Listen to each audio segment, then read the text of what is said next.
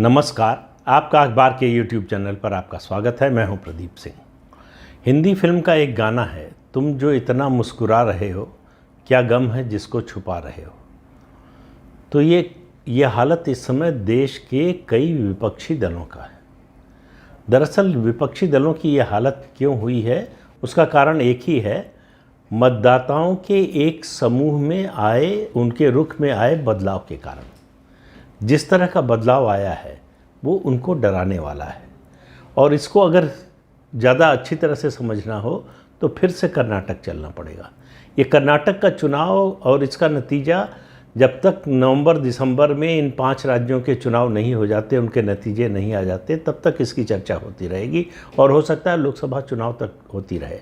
लोकसभा चुनाव पर इसका कोई असर नहीं पड़ने वाला है, लेकिन इसके बावजूद इसकी चर्चा होगी। उसकी वजह है एक बड़ा बदलाव।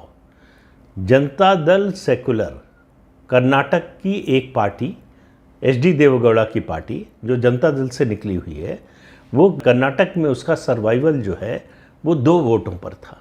वोकालिगा समुदाय, जिससे एचडी देवेगौड़ा खुद आते हैं, और दूसरा मुस्लिम वोट। अब सवाल ये है कि जो हालत हुई है इस चुनाव में, बीजेपी की बात छोड़ दीजिए, बीजेपी चुनाव हार गई, लेकिन उसका 36% वोट शेयर इंटैक्ट रहा। जो पिछले विधानसभा चुनाव में मिला था उतना ही मिला। फ़र्क ये हुआ इस बार नतीजा इसलिए बदल गया कि कांग्रेस पार्टी को पिछले चुनाव की तुलना में 7% ज़्यादा वोट मिल गया। अब ये 7% कहाँ से आए, मैं पहले भी बता चुका हूँ, संक्षेप में 2-3 लाइन में फिर से दोहरा देता हूँ। ये 7% आया, लगभग 5% वोट आया जेडीएस से, जनता दल सेकुलर से, और इस 5% में मुस्लिम वोट है सबसे बड़ा हिस्सा, और छोटा सा हिस्सा है वोकालिगा समुदाय का। और उसके अलावा एससी ने जिस तरह से वोट किया और एसटी समुदाय के लोगों ने, समाज के लोगों ने जिस तरह से कांग्रेस के पक्ष में वोट किया, एसटी की जो 16 सीटें रिजर्व है शेड्यूल्ड ट्राइब की, उसमें बीजेपी की एक भी सीट नहीं आई। इससे आप अंदाज़ा लगा लीजिए कि जो रिजर्वेशन का दांव चला था बीजेपी ने, वो कितनी बुरी तरह से फ्लॉप हुआ। लेकिन मैं बात उसकी नहीं कर रहा हूँ कि कांग्रेस को कितना वोट मिला, कितने परसेंटेज मिले, किस समाज से मिला। आज बात हो रही है विपक्षी एकता की।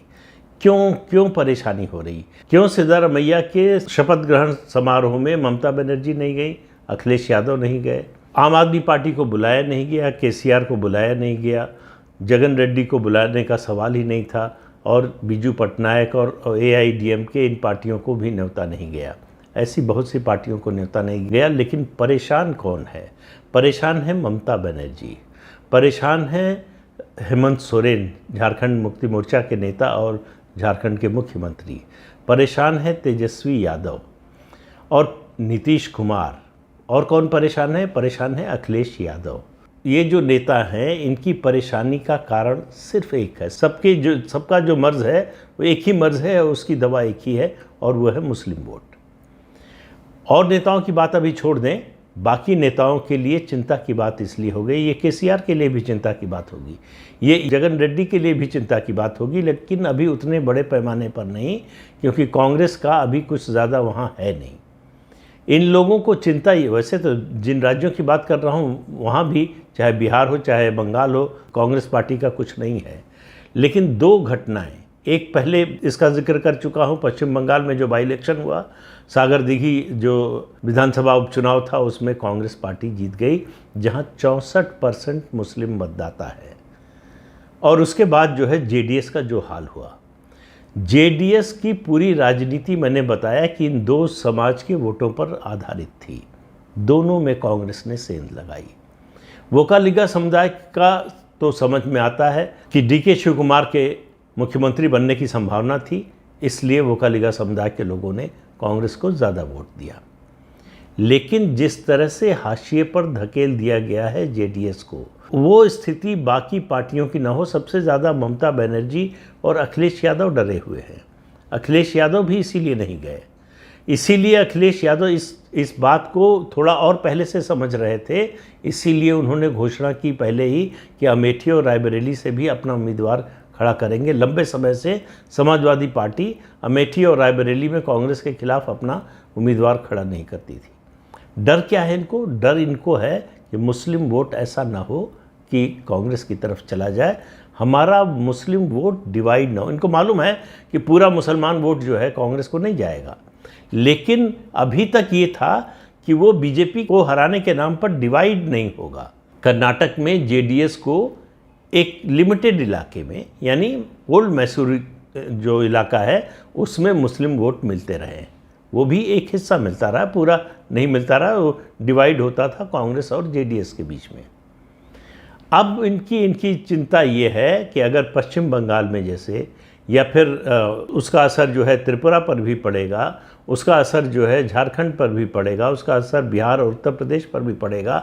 अगर मुस्लिम वोट डिवाइड होता है तो फिर इन क्षेत्रीय दलों के लिए चिंता की बात है, क्योंकि मुस्लिम वोट कांग्रेस से ही लेकर ये पार्टियां खड़ी हुई हैं। इनको मालूम है कि जिस दिन उस वोट में डिवीज़न शुरू हुआ, इनके पतन की शुरुआत हो जाएगी। इसलिए कांग्रेस की कर्नाटक की जीत से ये लोग खुश नहीं हैं, लेकिन विपक्षी एकता के नाम पर मुस्कुराना पड़ रहा है, हंसना पड़ रहा है, बधाई देना पड़ रहा है। आप देखिए कि इस पूरे बधाई के सिलसिले में ममता बनर्जी और अखिलेश यादव दोनों ने राहुल गांधी का नाम नहीं लिया। ममता बनर्जी की चिढ़ पहले से मालूम है राहुल गांधी से, लेकिन अखिलेश यादव तो दो लड़के के नाम पर जो है 2017 का विधानसभा चुनाव कांग्रेस के साथ लड़ चुके हैं।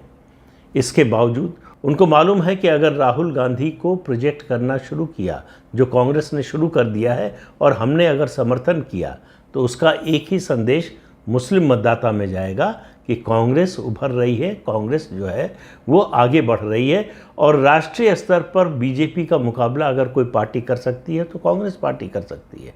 इसीलिए कांग्रेस को जो है लोकसभा चुनाव में मुस्लिम वोट विधानसभा चुनावों की तुलना में ज़्यादा मिलता है, क्योंकि उनको लगता है कि अगर बीजेपी को कोई हरा सकता है तो कांग्रेस हरा सकती है, उसके ख़ास तौर से ऐसे राज्यों में जहां कांग्रेस और बीजेपी की सीधी लड़ाई है।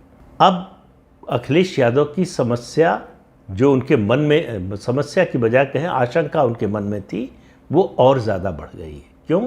कर्नाटक के नतीजे से ही नहीं, कर्नाटक का जिस दिन नतीजा आया उसी दिन उत्तर प्रदेश में स्थानीय निकाय चुनाव के नतीजे आए।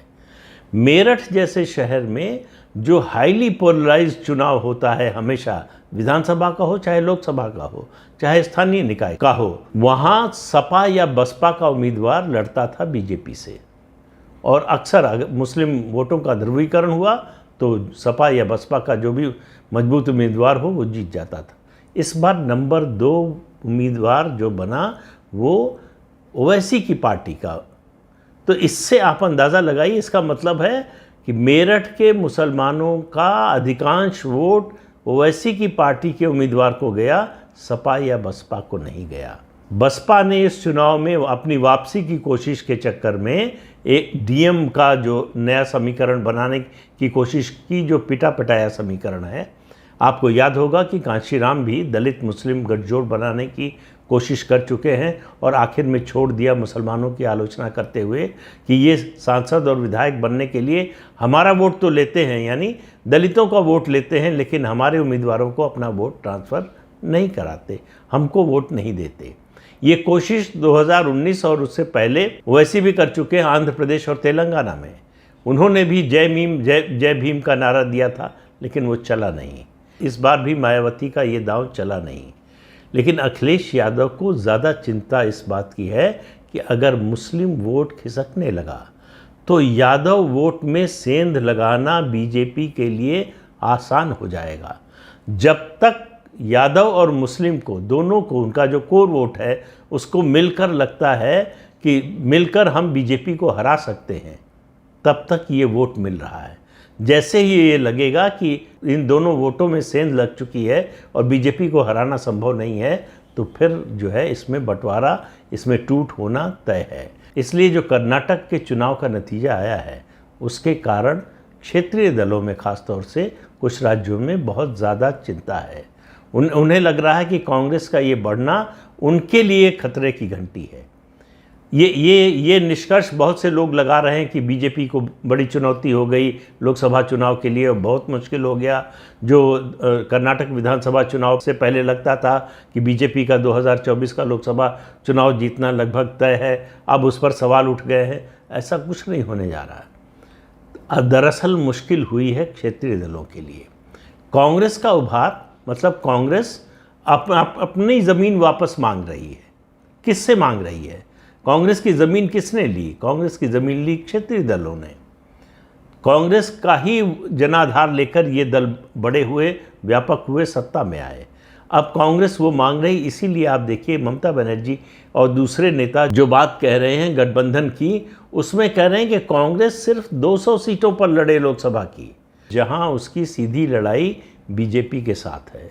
बाकी जो राज्य हैं, बाकी जो सीटें हैं, वो क्षेत्रीय दलों के लिए छोड़ दे, यानी हमारा मार्ग निष्कंटक कर दे कांग्रेस पार्टी। ममता बनर्जी खुलेआम कह रही हैं, दूसरे दल दबे स्वर में कह रहे हैं, लेकिन सबकी मंशा ये है कि कांग्रेस पार्टी हट जाए उन जगहों से, चुनाव मैदान से जहां त्रिकोणीय संघर्ष की संभावना है, यानी कांग्रेस, बीजेपी और कोई क्षेत्रीय दल। वहां अगर मुस्लिम वोट का बंटवारा होगा, और मुस्लिम वोट का बंटवारा ये इसलिए तय लग रहा है कि उत्तर प्रदेश से एक सबक मुस्लिम समाज ने सीखा है कि एक हो जाए तब भी, बढ़ जाए तो भी बीजेपी को जीतने से रोक नहीं सकते। ये जो मिथ था, जो बहुत समय से कह रहा हूँ, 9 साल से पिछले कह रहा हूँ, कि नरेंद्र मोदी ने आकर इस मिथ को तोड़ दिया, इस मिथक को तोड़ दिया कि मुस्लिम वोट जिसके साथ होगा, एकमुश्त मुस्लिम वोट जिस पार्टी के साथ होगा वही सत्ता में आएगी, या उसी के सत्ता में आने की संभावना सबसे ज़्यादा होगी। ऐसा नहीं है। ये उत्तर प्रदेश में साबित हुआ, उसके अलावा भी कई प्रदेशों में साबित हुआ। उत्तर प्रदेश की बात बार बार इसलिए करता हूँ कि मुस्लिम आबादी सबसे ज़्यादा देश में अगर किसी एक प्रदेश में है तो वो उत्तर प्रदेश में है। और यहाँ पोलराइजेशन का मतलब जो है वो राजनीतिक समीकरण बदलने वाला, चुनावी नतीजा बदलने वाला होता है। लेकिन पिछले 9 साल से वो चुनाव का नतीजा बदल नहीं पा रहा है। 2014, 2017, 2019, 2022, 2024 में भी ऐसा होता हुआ दिखाई नहीं दे रहा है। जिस तरह से उत्तर प्रदेश में माफिया के खिलाफ अभियान चला है, उसका बड़ा असर हुआ है। उसके असर की वजह से भी ये दिखाई दे रहा है कि मुस्लिम वोट का बंटवारा होगा। उसको समझ में आ गया है कि जिसको जिताना चाहते हो उसको वोट दो, बीजेपी को हराने के लिए वोट मत दो। तो 2 चीज़ें हुई हैं। एक, कांग्रेस पार्टी की ओर मुसलमान झुक रहा है।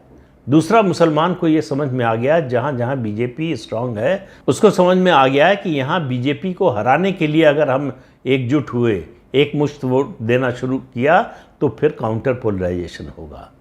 तो इसलिए अगर वोट देना है, संख्या में कम है, तो चुपचाप दो, जैसे कर्नाटक में किया।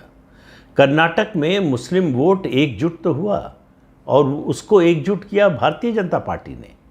भारतीय जनता पार्टी अगर पोलराइजेशन की कोशिश न करती तो मुस्लिम वोट बटा रहता। भारतीय जनता पार्टी की पोलराइजेशन की कोशिश में मुसलमान एक हो गया और हिंदू बटा रहा। ये भारतीय जनता पार्टी की कर्नाटक में सबसे बड़ी असफलता है। उसने जिस उद्देश्य के लिए पोलराइजेशन की कोशिश की, उसका ठीक उल्टा नतीजा निकला, और ये कांग्रेस के हक में चला गया। अब कांग्रेस के हक में चला गया तो ये कांग्रेस के हक में जाना विपक्षी एकता के लिए सबसे बड़ा रोड़ा है। तो आप समझ लीजिए, कर्नाटक की जीत का जो फलितार्थ है 2024 के लोकसभा चुनाव की दृष्टि से, उसका मतलब सिर्फ और सिर्फ एक है कि विपक्षी एकता का रास्ता और ज़्यादा कठिन हो गया है। विपक्ष में आपसी अविश्वास और ज़्यादा बढ़ गया है। कांग्रेस की ईगो और ज़्यादा बड़ी हो गई है। क्षेत्रीय दलों की आशंका, असुरक्षा और ज़्यादा बढ़ गई है। ये असर हुआ है कर्नाटक के विधानसभा चुनाव के नतीजे का। और बीजेपी के लिए एक वेकअप कॉल निश्चित रूप से है कि उसको अपना घर ठीक करना चाहिए। उसको अपने स्टेट लीडरशिप जो है उसके बारे में और सुशासन के बारे में पुनर्विचार करना चाहिए। लेकिन विपक्षी एकता की गाड़ी का एक पहिया निकल गया है, इतना ज़रूर दिखाई दे रहा है। तो इस अंक में इतना ही। अगले अंक में फिर मिलेंगे किसी नए मुद्दे के साथ। तब तक के लिए अनुमति दीजिए। आपसे अनुरोध है कि ये चैनल देखिए, शेयर कीजिए, लाइक कीजिए और सब्सक्राइब ज़रूर कीजिए। नमस्कार।